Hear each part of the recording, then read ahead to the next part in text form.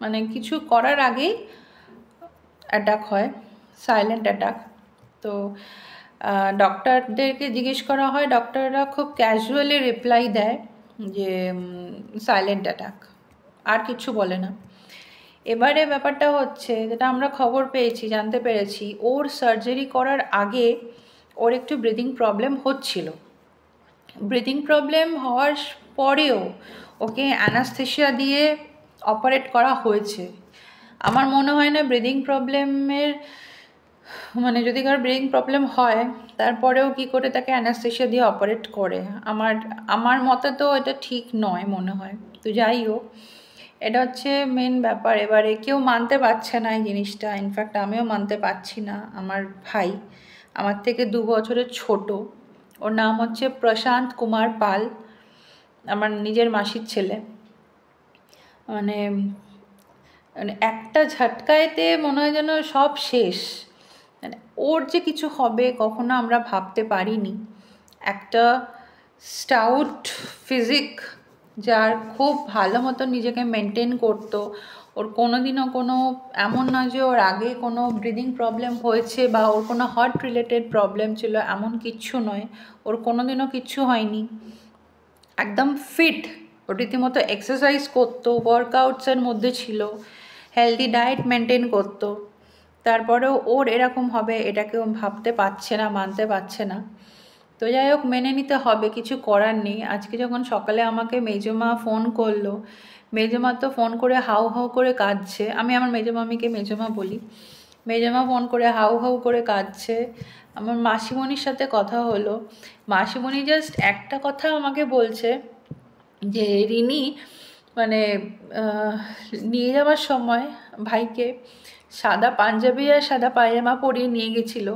মাসিমণি বলছে যে রিনি, আমার ছেলেকে সাদা পাঞ্জাবি আর পায়জামা পরে পুরো রাজপুত্রের মতন লাগছিল। এই ছেলেকে এই বছরে ওর বিয়ে হওয়ার কথা ছিল, ওই পাঞ্জাবি পায়জামা পরে ওর বিয়ে হতো, সেখানে ওই ড্রেসটা পরেও আজকে বিদায় হয়ে গেল। তো যাই হোক, মানে আমি এটা শোনার পরে আমি মাসিমণির সাথে কথা বলবো কি, আমি নিজে হাও হাও করে কাঁদছিলাম। যেই ভাইকে আমি রাখি পরিয়েছি, ওকে আমি ফোঁটা দিতে পারিনি, কারণ ও তো বাইরে থাকতো। যখন পসিবল হতো তখন ওকে ফোঁটা দিতাম, রাখি পরাতাম। তারপরে ও বাইরে চলে যায়, ওখানে জব করতো, ওখানেই থাকতো, এখানে মাঝে মাঝে আসতো, বছরে একবার আসতো। তো যাই হোক, আমার দিদির বিয়ের সময়, মানে আমার মাসির এক ছেলে এক মেয়ে, দিদি আছে আমার, ও বড়, আর এই ছেলে ছোট। তো দিদির বিয়ের সময় ও তো ছিলই, তখন এসছিল। দিদি বিয়ে হয়ে যাওয়ার পর আবার ও চলে যায় কেনিয়াতে। তো এটা এটা যখন আমি মানে মেজমাকেও বললাম, আমার মাসি শুধু বারবার সবাইকে বলছে আমার ছেলেকে সাদা পাঞ্জাবি আর পায়জামা পরে পুরো মানে একদম রাজপুত্রের মতন লাগছে। কখনো ভাবিনি যে এই পাঞ্জাবি পায়জামা পরিয়েও ওকে মুখাগ্নি করতে হবে, যেখানে ভেবেছিলাম এটা পরিয়ে ওর বিয়ে হবে, ওকে বর বেশে দেখবো, মানে ওই বেশে দেখবো ভাবিনি। দেন মানে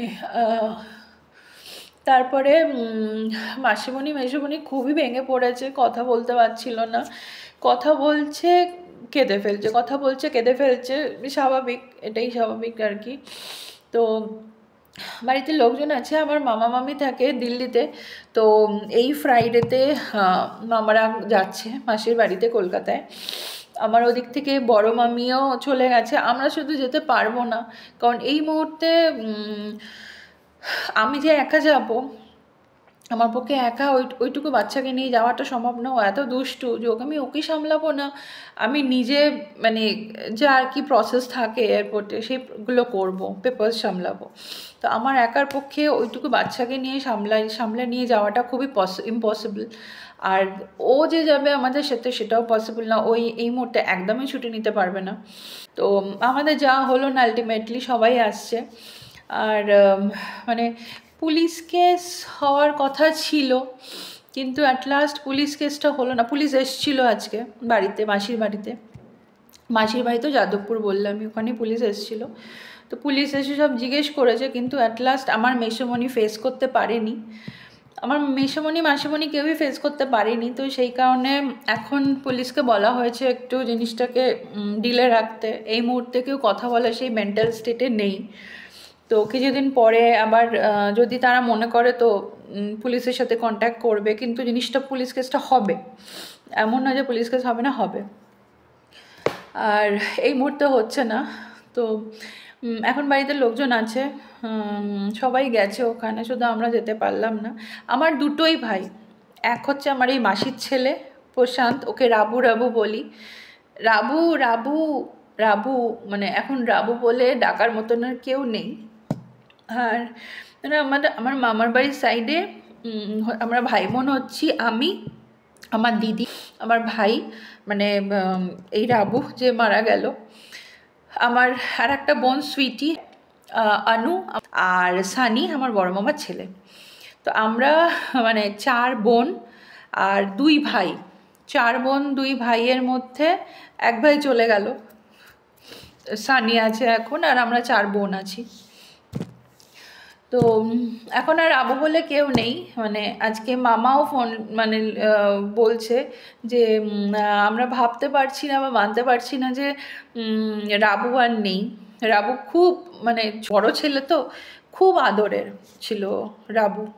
রাবু ভাই বলতে আমরা সবাই ভীষণ বিরক্ত করতাম। আমি তো ওকে ধরে চিমটি কাটতাম, ওর গায়ে এরকম লোম ধরে টানতাম, সব সহ্য করতো, কিছু বলতো না। এখন আর রাবু নেই। দিদিভাই কাল মানে আজকে কালকে ও উড়িষ্যা থেকে এসছে, যেহেতু অপারেশন হয়েছে, তো কালকে ও দিদিভাইয়ের বিয়ে হয়েছে সম্বলপুরে, তো সম্বলপুর থেকে কলকাতায় চলে এসেছে যেহেতু অপারেশন হয়েছে। আর আজকে খবরটা শোনার পর থেকে ও নিজেকে ঠিক রাখতে পারেনি, বারবার মানে সরি বারবার অসুস্থ হয়ে যাচ্ছিল। তো এখন একটু ঠিক আছে, এখন মাসিমণির কাছে গেছে, মানে মায়ের কাছে গেছেও, মাকে সামলাচ্ছে। আর ওর মুখাগ্নি করেছে মেসোমণি কাঁধে নিয়ে, যেখানে ওর উচিত মানে যেখানে ও মেসোমণিকে কাঁধে নিয়ে, এটা নিয়ম, সেখানে মেসোমণি ওকে কাঁধে নিয়ে গিয়ে মুখাগ্নিটা করলো। এটা মেসোমণি নিতে পারছে না, মেসোমণি প্রচণ্ড ভেঙে পড়েছে,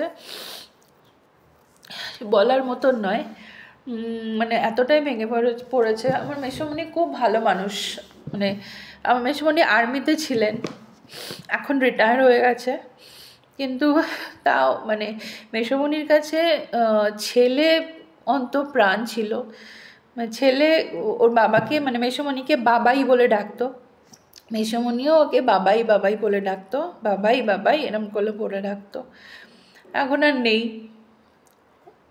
মানে আমরাও এখনও মানতে পারছি না। একটু আগে আমার মেজো মার সাথে কথা হচ্ছিল, মামির সাথে, আমি বললাম যে মেজমা, মানে আমি এখনও মানে মানতে পারছি না যে রাবু নেই, মানে এখন আমরা মানতে পারছি না যে রাবু নেই। হয়তোটা মিথ্যে, হয়তো মিথ্যে খবর, কিন্তু এটাই সত্যি খবর যে রাবু সত্যিকারেরই রাবু নেই। রাবু আর কোনোদিনও ফিরবেও না, রাবু নামটাই আর নেই। কোথাও হয়তো আছে, যদি কোনো ফিরে আসে তো আসবে। তো যাই হোক, এটাই তোমাদের কাছে শেয়ার করার জন্য আসলাম। আজকে আমি সকালে নর্মালি ভ্লগ স্টার্ট করেছিলাম, কিন্তু আলটিমেটলি খবরটা পাওয়ার পর আমি আর কন্টিনিউ করতে পারলাম না। তোমাদেরকে জানালাম, কারণ তোমরা তো দেখবো ওইটুকু ভ্লগ কী ব্যাপার, কেন কী হয়েছে, সবই তো তোমাদের কাছে শেয়ার করি বলি, এটাও শেয়ার করে বলে দিলাম। মানে একটার পর একটা না খারাপ খবর শুনতেই আছি, ভালো খবর কোনো দিক থেকে পাচ্ছি না। এই কিছুদিন আগে আমার বান্ধবীটা মারা গেল, আজকে আমার ভাই মারা গেল, মানে কিছুতেই নিতে পারছি না এই খবরগুলো, একদম নিতে পারছি না। আজকে আমার হাজব্যান্ড বলছে আজকে আমরা এতটা দূরে রয়েছি, নাহলে ওখানেই আমরা যেতাম, আমাদের কোনো উপায় নেই এখন যাওয়ার, যে মানে আমি যে ওকে নিয়ে একা যাব, ওর মেয়েটা যদি বড় হতো একটু, আমি ওকে নিয়ে একা চলে যেতাম বা ওর বাবার কাছে রেখে দিয়ে যেতাম, কিন্তু এতটাই ছোট এখন আমার পক্ষে সম্ভব না ওকে একা নিয়ে ট্রাভেল করা, বা ওকে যে রেখে যাবো ওর বাবাও ওকে একা হাতে সামলাতে পারবে না, এই হচ্ছে ব্যাপার। তো এইটুকু বলার জন্যে আমি জাস্ট এইটুকু করলাম ভিডিওটা, আর আমি এরপর কিছু বলতে পারবো না আর। মানে একটা কথাই বলবো, ও যেখানেই থাকুক ভালো থাকুক, সুস্থ থাকুক। যদি মানে আবার নতুন করে জীবনে ফিরে আসে তো আসুক, ভালো থাকুক, এইটুকুই বলবো, আর কিছু না। আমি এইটুকুই বলে আমি এন্ড করছি। আজ আর বেশি কিছু করতে পারবো না আমি, আর কোনো ভ্লগও আমি দেবো না আজকে। এইটুকু দেখো, কালকে আবার ভ্লগ আসবে। টাটা।